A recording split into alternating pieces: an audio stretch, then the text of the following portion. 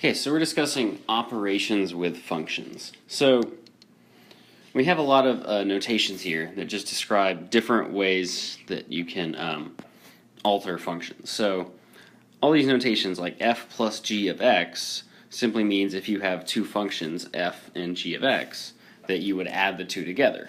And similarly, all these other ones, so f minus g, f times g, or f divided by g, simply a shorthand way of saying that you're going to perform an operation on two different functions. So what that looks like is, in this first example, we have, so f of x is x squared plus 5, and g of x is 2x plus 5. So f plus g of x would be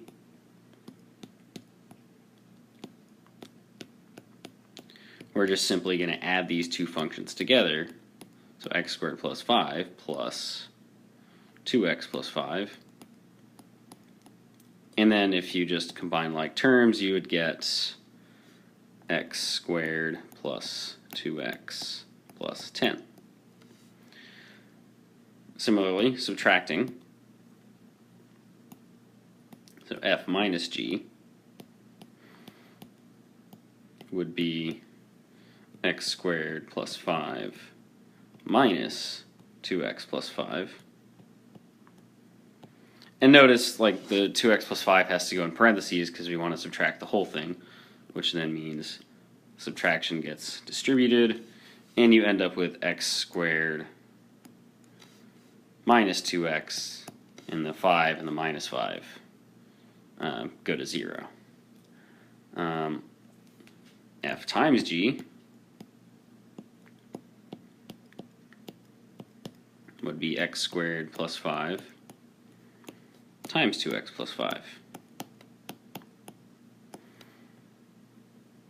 And then to expand this, you would have to use the FOIL or the box method. So that first one gives us 2x to the third power, and then plus x squared times 5 is plus 5x squared. 5 times 2x is 10x. And 5 times 5 is 25. And here I don't have any like terms I can combine because I have a cubed, a squared, a x to the first, and a 25.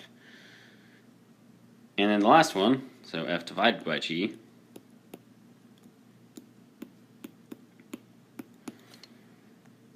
we have x squared plus 5 divided by 2x plus 5.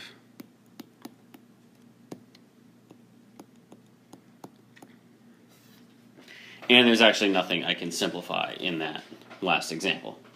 No, the 5s do not divide out because they're being added to things, and the numerator and denominator are parentheses. So we can't cancel out 5s unless we have something that we can add first. All right, on a graph, so using number 2 here, using the graph, so we have a linear function here. This one is f of x, and then this wave function is g. So using the graph, find f plus g of 1. So all I need to do is go find, well, right here, that's f of 1, and that equals negative 2. And then g of 1 equals 1. So then f of 1 plus g of 1 equals negative 2 plus 1, which is negative 1. Same thing on letter B. So we have f times g of 3. So right there we have f of 3, and that equals 2. And g of 3 is negative 1. And I'm just getting that because the input is the x value and then the y value is the output. So f of 3 f of 3 times g of 3 is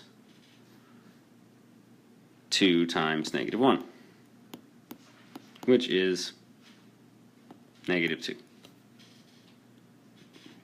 All right, the last couple examples here, we're talking about a new thing called composing two functions, so composition of functions. What we do here is we are going to plug one function essentially in for another function. So when we compose two functions, we use one function as the input to another function. And then there's this notation we use. So notice that's an open circle, f open circle g of x. So we just say f of g of x, or f compose g. Or sometimes I just say fog x because it looks like the word fog. But that one's not actually correct, and you shouldn't do that. But this means, so f of g of 1, this means, so I'm going to find what g of 1 is, and then I'm going to plug that into f. So if I look over at my relation, I can see that when the input is 1, the output is 3. So g of 1 equals 3. So this is f of 3. And then I can see over here that when the input is 3, the output is 3. So f of 3 is 3. And this one, so it's really important to notice that in general, f of g, so f of g of x, does not usually equal g of f of x.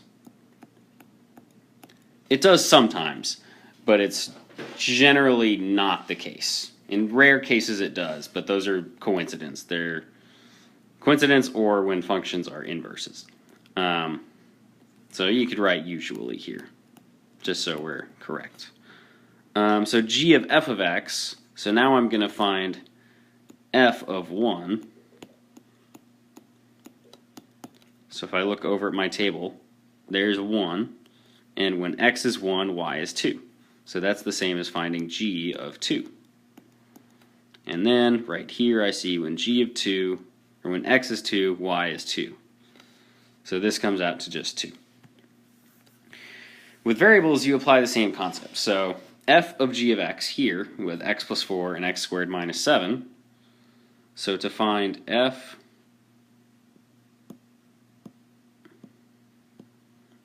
of g of x, so f of x is x plus 4, so g of x is x squared minus 7, so I'm going to plug this whole thing in right there, where x is.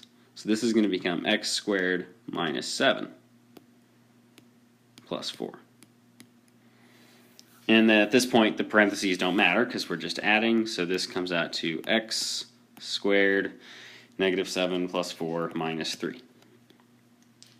And then in the other way around, so g of f of x,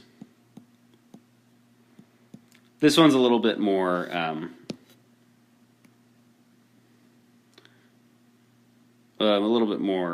steps than the previous one, because now we're going to take x plus 4 and substitute it in here to where x squared is. So this would be x plus 4 squared minus 7. And then we could continue simplifying, so x plus 4 squared is, remember that's x plus 4 times x plus 4. The exponent does not distribute, so I can FOIL this, and that comes out to x squared plus 8x plus 16. So then x squared plus 8x plus 16 minus 7, so we get x squared plus 8x. 16 minus 7 is probably 9. Okay.